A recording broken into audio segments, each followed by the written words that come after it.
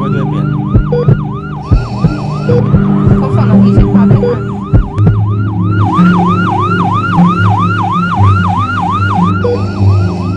ไกลไหมคะเนี่ย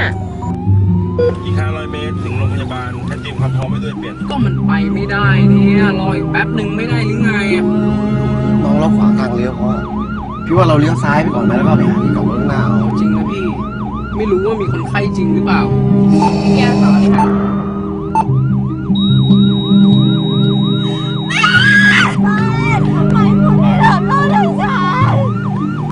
ส้ม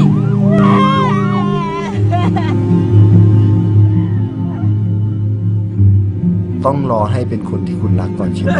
คุณถึงจะหลีกทางให้